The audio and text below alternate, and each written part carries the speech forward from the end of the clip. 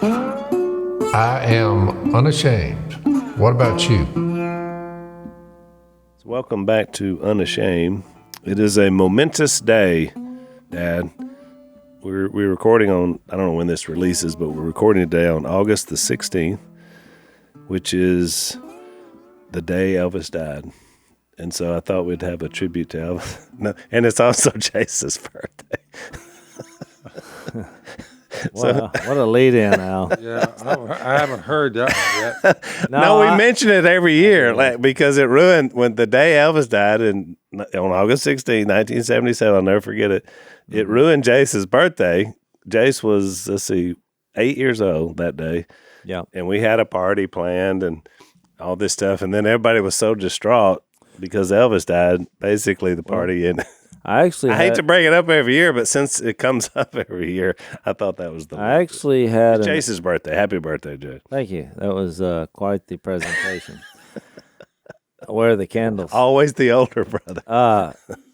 So I had an epiphany about my birthday, but I'm going to wait, for you to get finished with your presentation. I do have a presentation. Oh, you got some other stuff? I do. Right. So I'll tell you the epiphany post our presentation.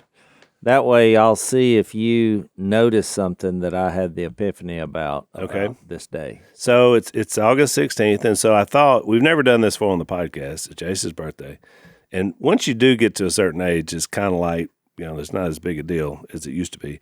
But I thought, I looked up and I was surprised because normally there's so many famous people that you share a birthday with a lot of famous people.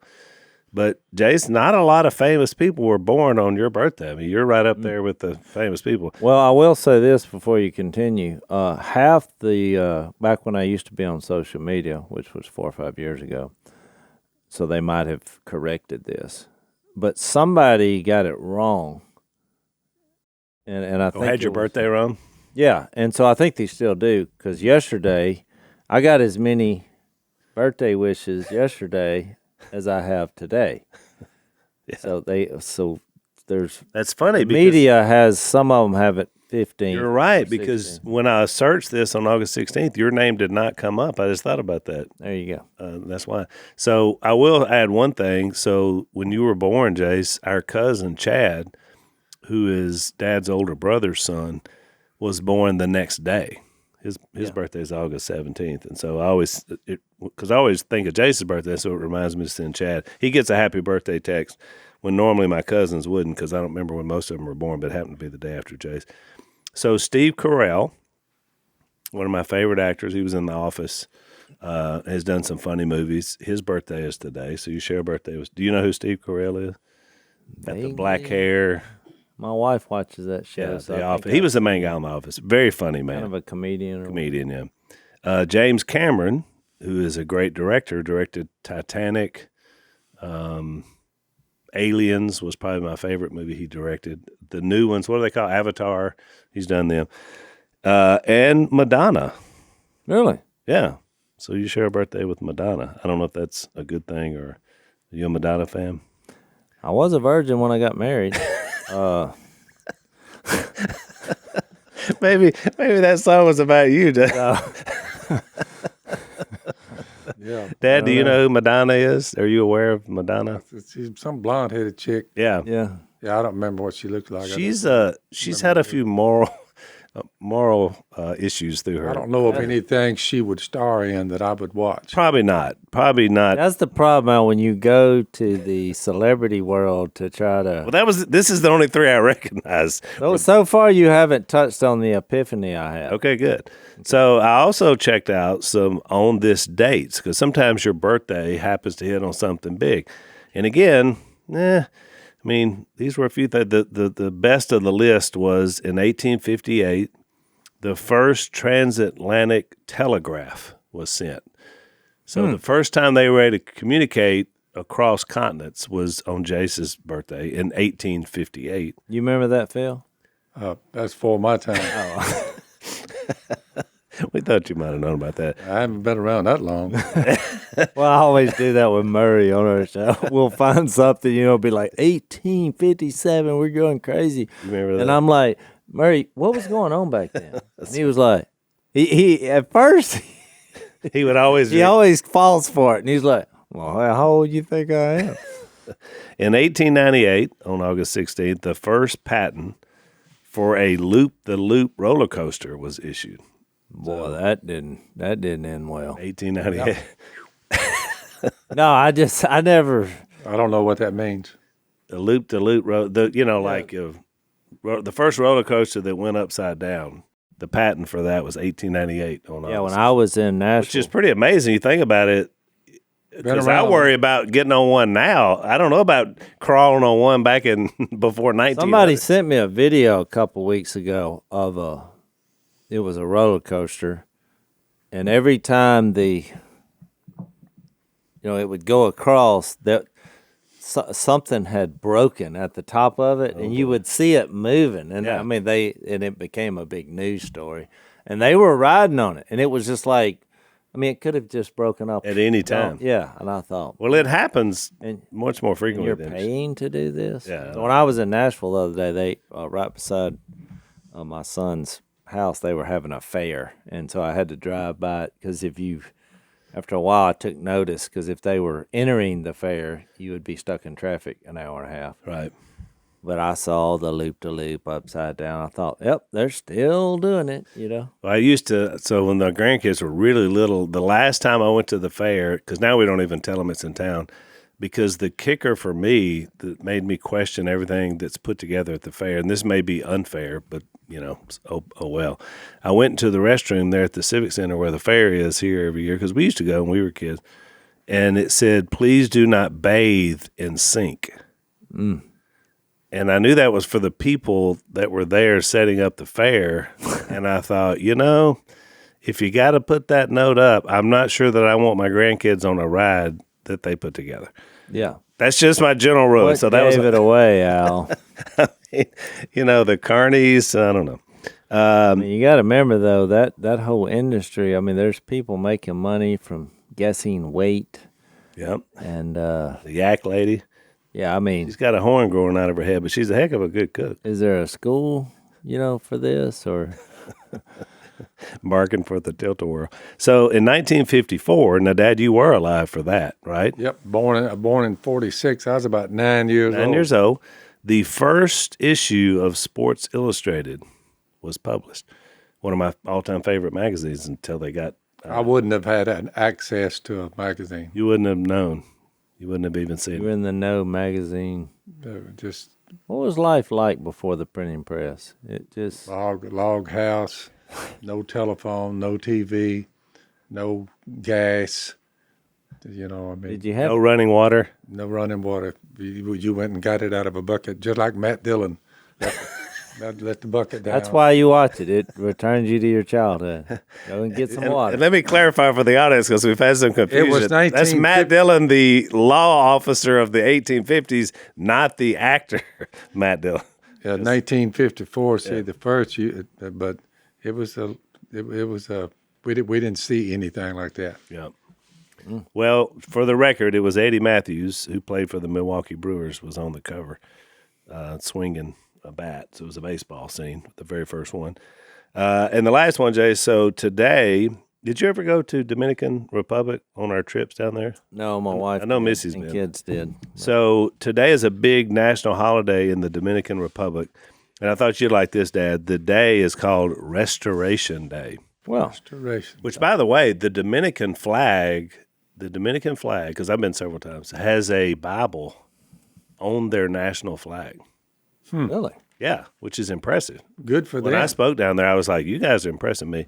But the reason they call it Restoration Day is not really a spiritual thing. It's because there was a war in 1863 to 1865, and they restored their independence from Spain. So everybody's out of school. Touching. So there you go, Jace. That's what I dug up for on this day Well, you missed something. in history. So you missed something. Okay, what I missed. So the epiphany I had was, and the way I came up with it is because we've been doing the grandparent thing this week, keeping our two grandkids, and the girl is almost 2, Maris, And She still love you? I mean, she still. Oh yeah, we bonded. You're good now. That I went reverse psychology. If you don't remember that, Yeah, podcast. I remember that. I remember that podcast. And I was like, just hoping it still. She's crying, the drama, and I'm like, I don't care.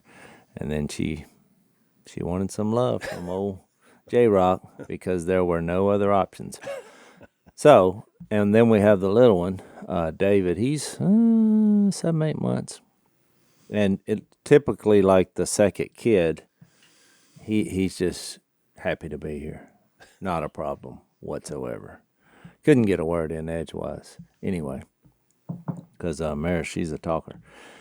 But anyway, there was a little bit of a drama there, and so when I see that, I get the playlist out, and the one that really resonated with her was that happy, happy. Who's the guy that sings happy? Pharrell, everybody happy. You have a Pharrell hat. You wore it at Shep's wedding. Yeah, and so Phil, they actually goes along with your famous saying, everybody happy, happy, happy. Well, he did a song about it. I don't think this is on your playlist, but you would like it. You'd like the song. Pharrell basically sings a song about your slogan. Everybody happy, happy, happy.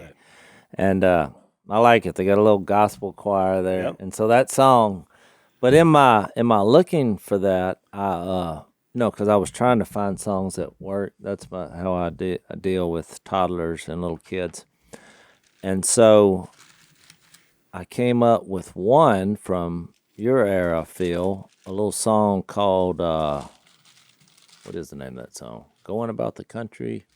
It's by Canned Heat. I remember Canned Heat. Yeah, the guy had a real high-pitched voice. And he's like, going across the country. I know that song. Look, it's you can't help but, do a little. Yeah. So anyway, I'm telling you this long story because they like that. I mean, his voice is unique. And of course, then when I got to researching about what happened to him, he died like a year later, in 1970. Had drugs on him. So you remember it was the hippie movement, Phil. 1968 is when that song came out. Oh yeah. They formed in 1965, the year I was born. So that song came out in 68. I think he died in 70. But Going Up the Country, that's the name. Going Up the Country. Yep. Canned Heat. Let's do yourself a favor. It's not a spiritual song, so don't look at the words too closely. There's a section in there. He's like, we're gonna try to change the water into wine so we can drink the wine and get drunk. So it's kind of the opposite of what almost biblical. They were 90% biblical till they got to the drunk part. Yeah. So I tell you that to say, here's the epiphany. So I realized because they made a tribute, when the 50-year tribute to Woodstock, and I didn't realize this, and I'm surprised you didn't bring this up, but August 16th is the anniversary of Woodstock. Really? Yes. Why would that not have come up on my research? Should have. August 16th to 18th. So here was my epiphany. So you got to remember when Woodstock happened, August 16th, 1969.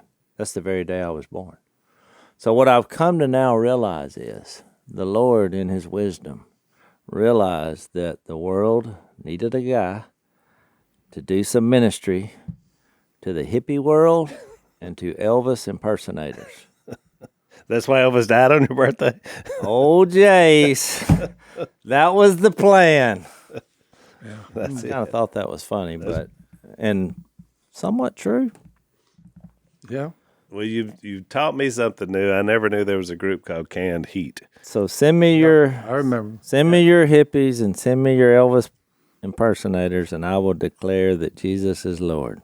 August 16th, a Jesus Revolution, led by Jase. I like it. So we've got a special guest that we're going to bring in for our podcast today. Actually, the next couple of podcasts, and he's been with us before, and so is he playing along with where we're at in Luke? Or are we going in? He is. He is ready to rock. So we'll take a second, and when we come back, we'll tell you who's with us.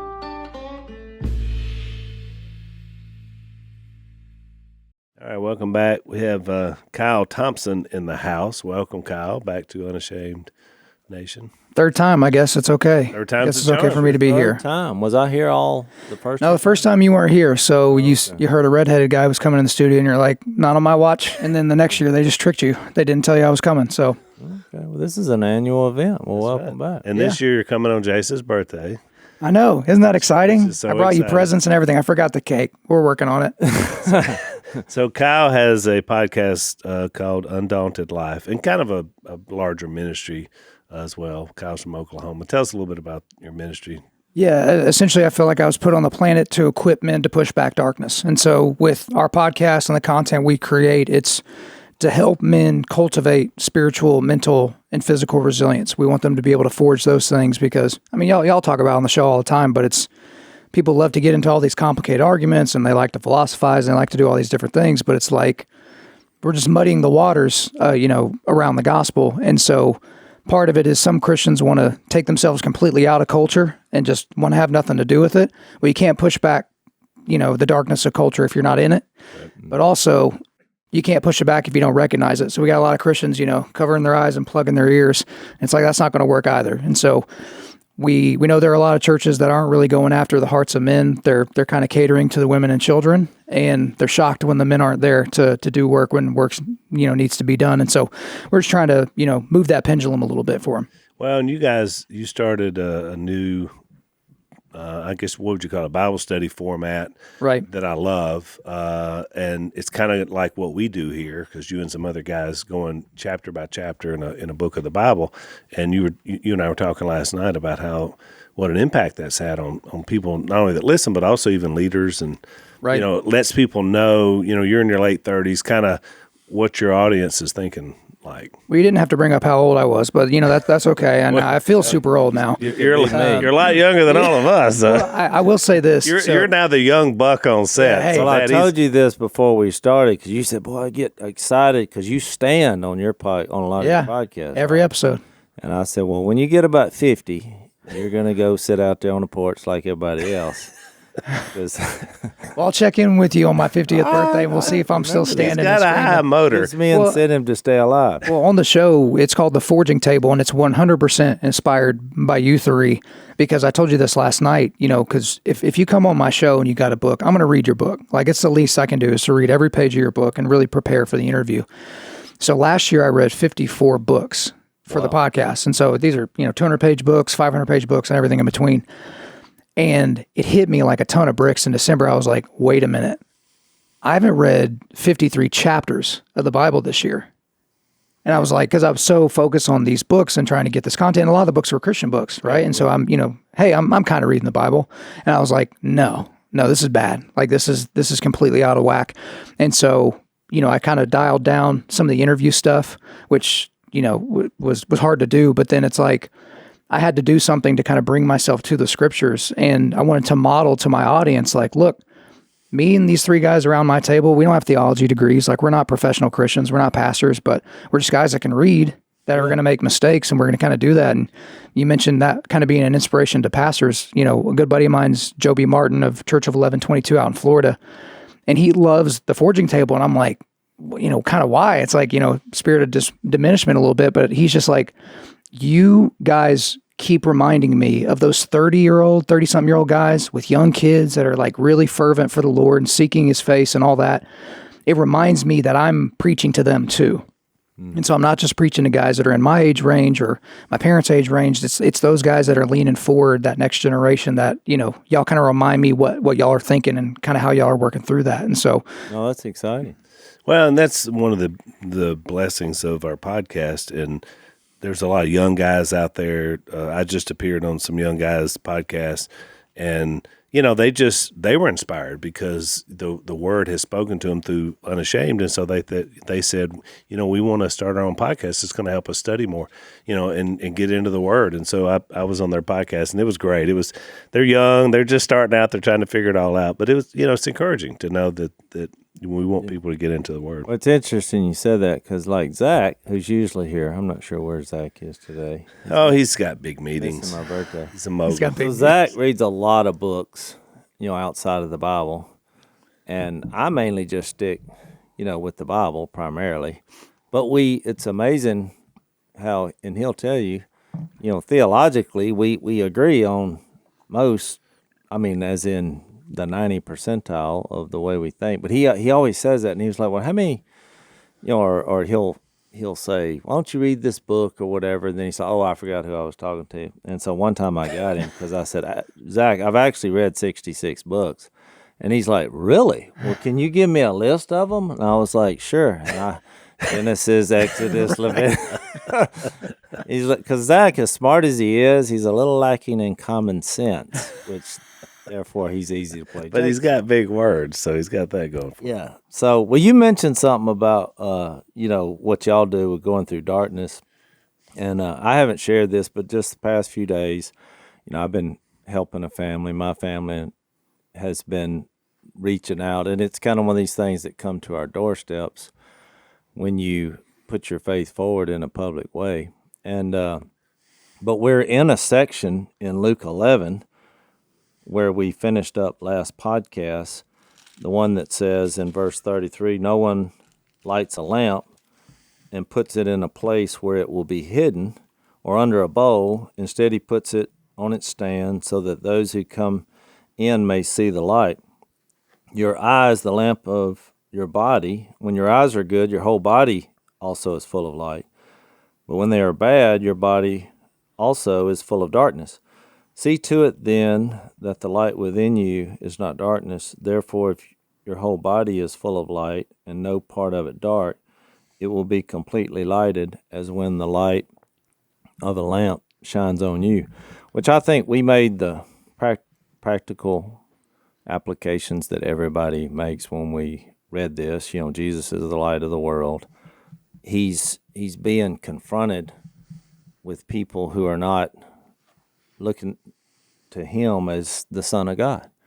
And so, and their eyes, are blinded, in which we talked about that. But, there's different kinds of darkness. And usually, especially, your podcast, what you talked about, most of it is we're living in a dark world.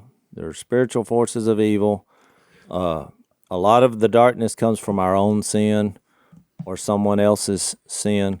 But the situation I've been dealing with is more of a darkness of that it's really hard to figure out why this happened. There's some tragedies in life, and the one I'm dealing with was a car accident, no fault of, the mom who was driving. Two of their three kids lost their lives.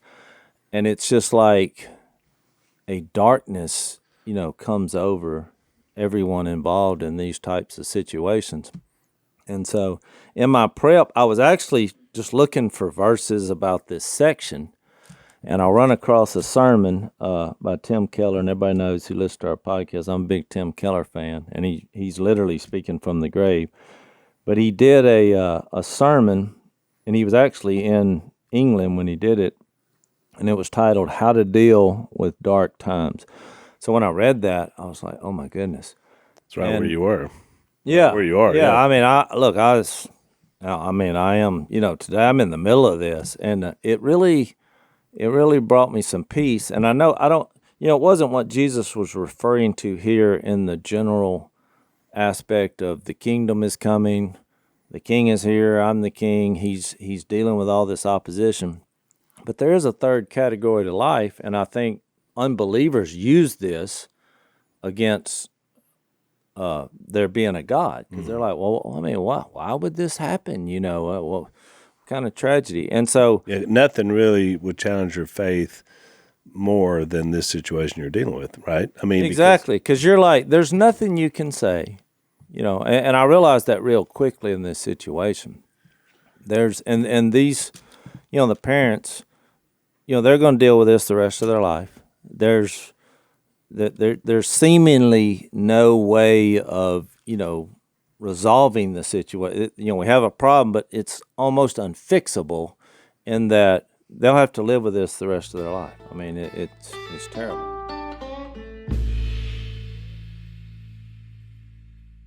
But in that vein, I thought we could bring up just a discussion, because look, this happens. And, you think, well, what does the Bible say about this? And I strongly recommend, if you've, had a similar situation, to go listen to that sermon.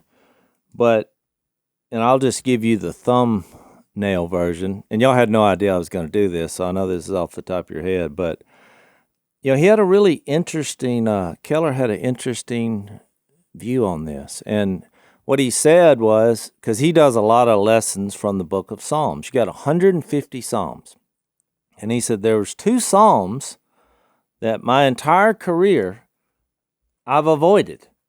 And they were Psalm 88 and Psalm 39. He said they're the only 2 Psalms, and I'm going to read from 88, that there's really no hope in the psalm. It's all just dark, and it's dark in a similar situation as to what I described. Here you have a situation that happens in life where innocent children were killed, and you're trying to figure out, well, why does this happen? And darkness envelops everyone involved. And so if you turn over to Psalm 88, I'll read the first couple verses. It says, "O Lord, the God who saves me, day and night I cry out before you." So instantly you realize that no matter what's fixed to be said here, he is crying out to the Lord. And it says, "May my prayer come before you. Turn your ear to my cry." And if I skip down to verse 6, it says, "You have put me in the lowest pit, in the darkest depths. Your wrath lies heavily upon me. You have overwhelmed me with all your waves.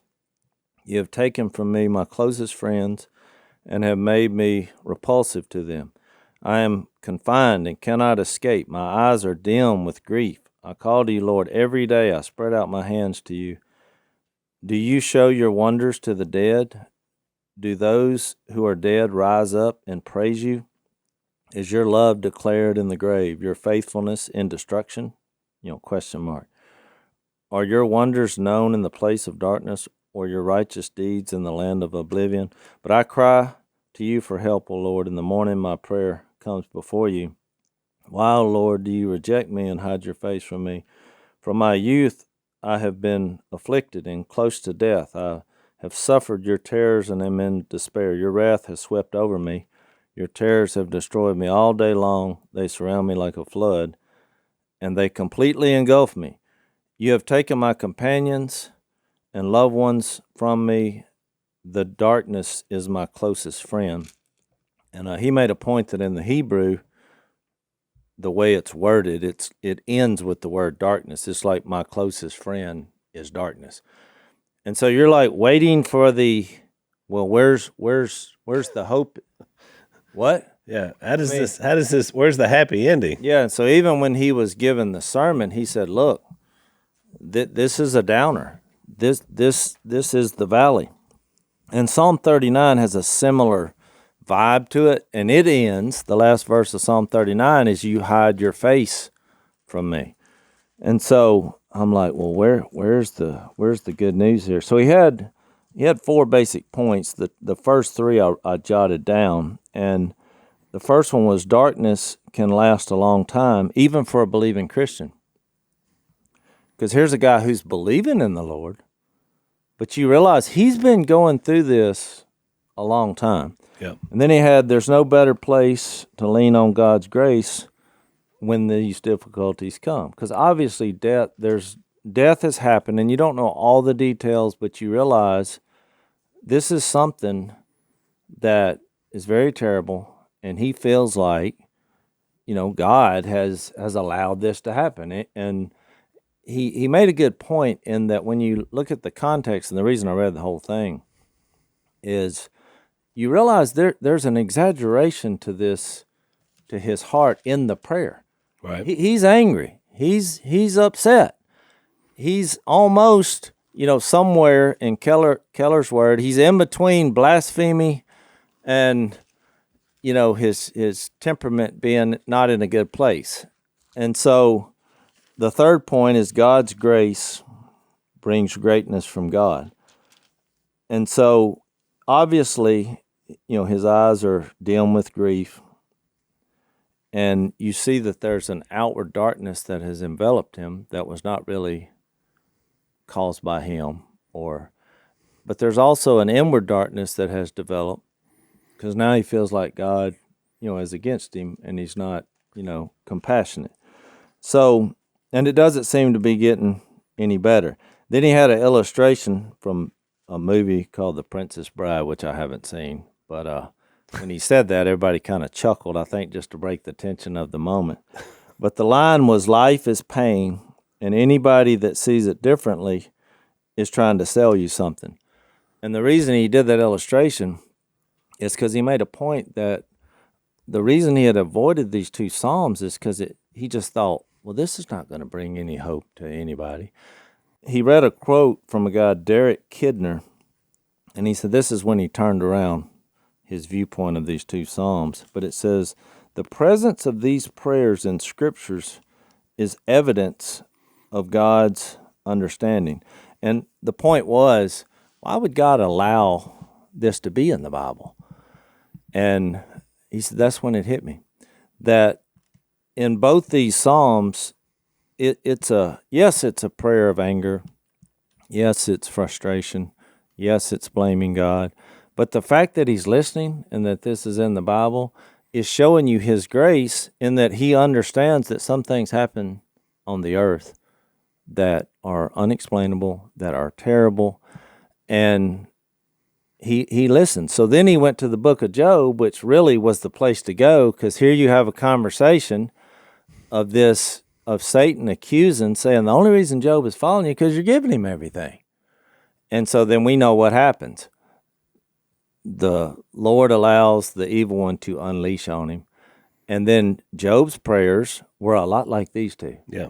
Frustration, anger. That's where I went to immediately in my mind when you were talking about it. And so he gets to the end of the of the story of Job, and it says God honored Job, and he was proud. And so you think, wait, what? After all that, just unleashing?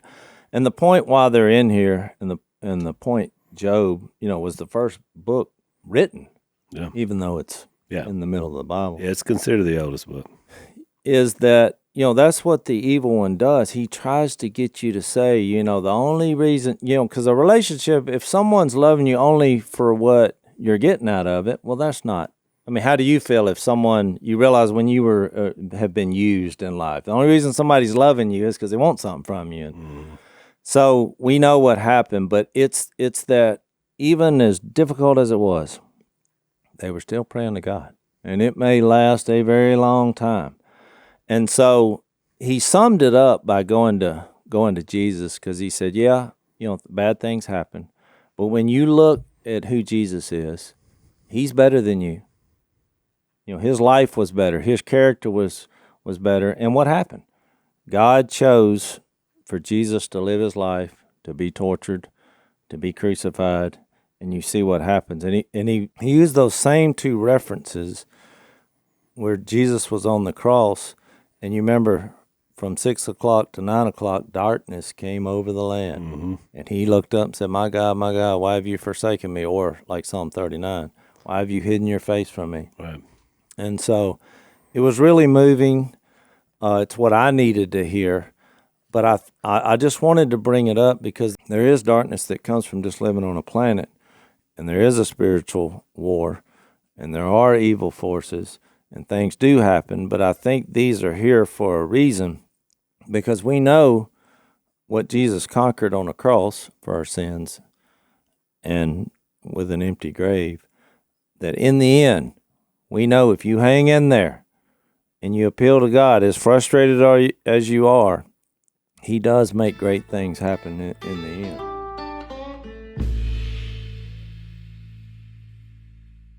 And it's also hard, Jace, it's hard to communicate inside the shadow. I would call it a shadow, what you're describing, because it's not forever darkness, but in the moment of being in it, it feels like it. And I love that you brought that up about the crucifixion, because that was a season, right? That was 3 hours out of this entire time. And of course he overcame because he died and was resurrected. But it's hard when someone is in that shadow of darkness and going through what they're going through to convince them of something on the other side. And we've all lived that, right? Well, we've been there. let's go back to verse 34 of Luke 11. Your eye is the lamp of your body. When your eye is healthy, your whole body is full of light. But when it is bad, your body is full of darkness. So in that, the problem is not the lack of light, it's your perception of the light. Yeah. And so you brought this up, a lot of non-Christians will love to use that as a club. They use a tragedy, a natural disaster, a death of a child, the sickness of a child to be like, how could a good God possibly allow that type of evil? Now, inherent is their question is there's a moral law, right? How do you know that that's even evil? Well, because there's a moral law that God gave to us in the Bible. But if we just even skip right over that, it's like you have to be so arrogant as to assume that no good can be created from this dark situation. Mm-hmm. I guess it's a overconfidence in the power of the darkness and a complete diminishment of the power of the light. And that's the difference. And it's easy to say when you're not in the middle of it, exactly, like you and that family are right now. It's very, very easy to say. But the ending of the story is the same, because when you go into the Psalms, there's different Psalms. I was reminded of Psalm 40. Psalm 40 has some thanksgiving in it. It's got, quite a bit of thanksgiving, but then it turns into lamentation. Yeah. And then it gets into the goal of the lament, which is Psalm 40, verse 16. But may all who seek you rejoice and be glad in you. May those who love your salvation say continually, great is the Lord. Mm. So, and we all know how important it is when you see someone get up at a funeral and deliver, a eulogy without cracking. You know how powerful that is, because in spite of everything they're going through, watching them just be basically an oak in that moment and pointing to God and say, it's not me, but it's him. Like it's incredibly powerful. Yeah, it really is. And I think you hit on a good point. I think we as Christians think, oh, if I become a Christian, nothing bad's ever going to happen to me. Yeah. And to go back to the point about the eyes, our expectations are that, which I'm not sure where we're getting that, but that's where the problem comes in. Because most of our suffering and trouble dealing with darkness is because our expectations were a bit too lofty. I mean, you got to remember, we were saved by an act that God did based on his love. That was very difficult to wrap your head around. I mean, he was tortured. He was spat upon. It because part of us, we really do want him just to say, hey, let me show you who I really am here. But we realize that God used that. So, I mean, I agree with you. I think our expectations are way too high in that, we're Christians, nothing bad's ever going to happen. I mean, most of these guys, the New Testament writers, they all died gruesome deaths. Right. And what's the expectations for us are too high, and the expectations of the gospel are too low. Yeah. Like Al and I were talking this morning at breakfast, to where it's like, you have these ministries that they try to make the gospel seem sweeter.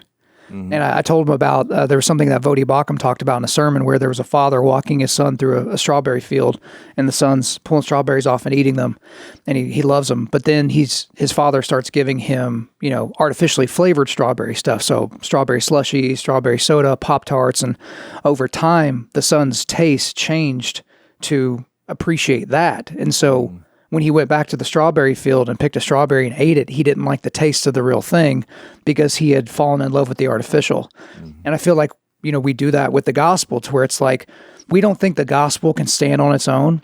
So we're going to be so smart, or we're going to be so funny, or we're going to build these big sets at our church. We're going to do these big light shows. We're going to do all that. And that in and of itself is not wrong, but it's like, you realize you don't have to add anything to the gospel. This isn't gospel plus. Yeah. Like exactly. You don't need gospel plus anything. Like that's when you go back to Paul rebuking Peter in, was that 1st or 2nd Timothy, or no, Galatians. When he's rebuking him in public, it was because they were trying to add stuff to the gospel. Yeah. It's like, there's no addition needed. Just preach and spread the gospel. No, you're right. That's the problem with these like prosperity gospels and all. And boy, you come to Jesus and everything is going to be gold roads and rainbows on the earth. We don't see that.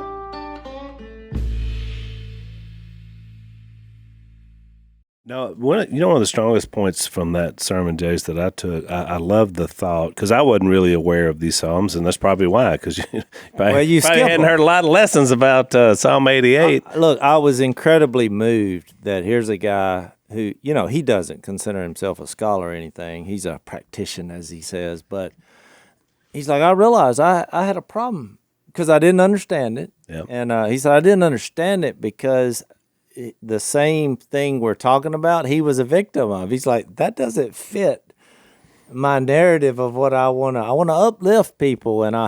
But even Jesus, you know, when we were in Luke 6, it was very depressing when he said, you know, let me tell you what the kingdom is like. Blessed are you when you're poor and you're in tears and you're mourning and you're being persecuted and you're like, wait, what? Because all the sermons that you hear about the Sermon on the Mount, they always use Matthew's version because it's not quite as depressing as Luke's version. Right. Because it really is. I mean, he's just being honest. And when you factor in all the verses of there'll be trouble, you're going to have trouble, you know, John 16. They're going to hate you just like they hated me. I mean, it wasn't like he wasn't telling us that you're going to be persecuted. Things are going to be difficult. Bad things are going to happen. And I really feel like the reason they're in there is that what gives us hope is these guys, look, they went to God in their frustration. That is a key. Yeah. And look, when you think about this story that he shared, and it says the title of, you know, in the Psalm, who shared that, did you ever think that when he was writing this Psalm down, this prayer, that God would use this for, what has it been, 2,500 years since that was written? Yeah. To help people 2,500 years later who are trying to figure out why am I so frustrated and why that it would speak into the heart and lives of those who are trying to lift them up.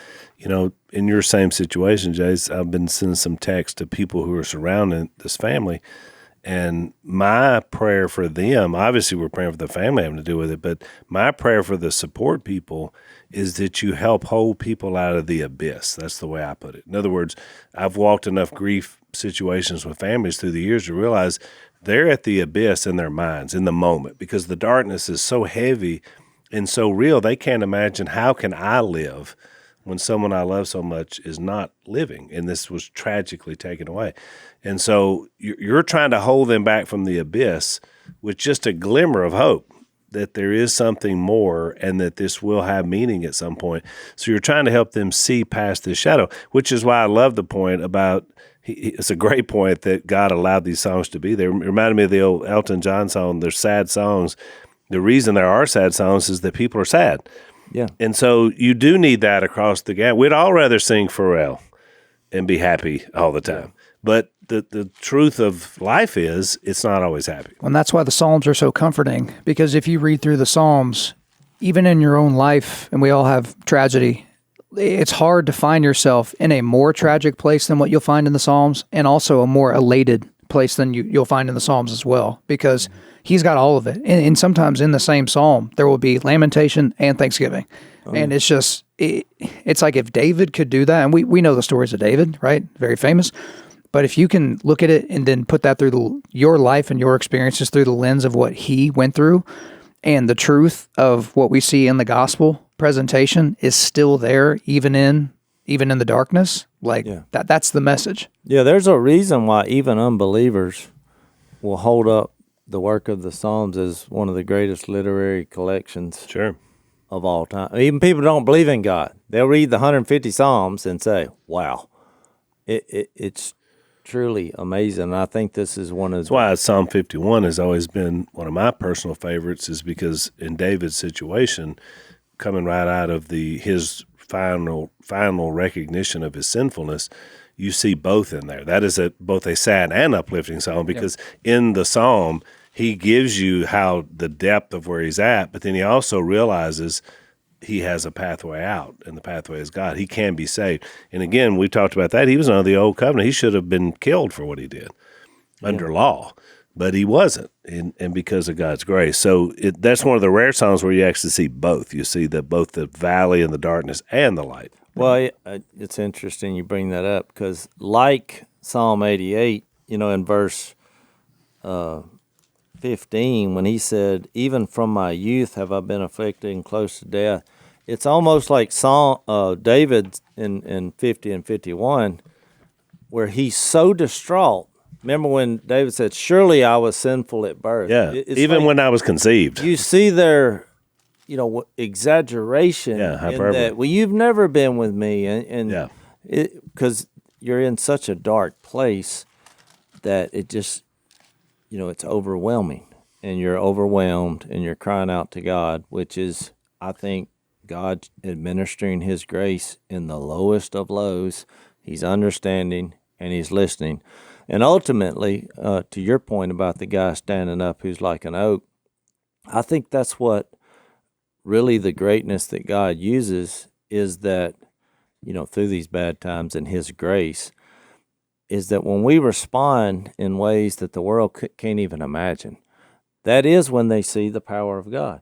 Because deep down, we know, 100%, I know, when a kid dies, I am 100% sure they'll be in heaven forever. Right. It's incentive to see them again. And so we know that and we believe that and we trust God. But at the end of the day, we know there's a God and we're not Him. And we are perishable and we are sinful. We do live in a sinful world. But really, big picture-wise, what Jesus was bringing would change the course of the world and history and the future because of these guarantees that we have in Him. Right. Without the Word of God, we have no chance. There's nothing. None. Right. There's no hope at all. And I know we're about to wrap, but it doesn't have to be a big thing either. So when people see a movement or a strength of God, because last year my cousin who's a police officer was killed in the line of duty, and his wife, my first cousin, I didn't know she was going to deliver the eulogy, but she gets up to go on stage to deliver the eulogy, and I basically fall apart because I'm like, oh my gosh, I can't believe she's going to do this. There's no way she's going to hold it together. And the level of poise and strength she showed delivering the eulogy for her high school sweetheart was astonishing. And that by itself would have been enough of a description of strength. But when she walked off stage, and nobody really noticed because unless you were sitting down in front, you probably didn't notice. But his casket's right out there, right in front. And as she walks back to her seat, she just runs her hand along the side of the casket and takes her seat. Never cracked, voice didn't crack, not a single tear. Not that tears are bad or emotions are bad, but she can't get through that without divine appointment and divine help. And God was able to show tremendous His strength and His love through her strength and her obedience. It was incredible. Which was a lot like when you did Kathy's funeral, our friend who died of cancer, 50 years old, had a really hard, difficult life. And, from our perspective, just way too early. But, her son got up and spoke at her funeral.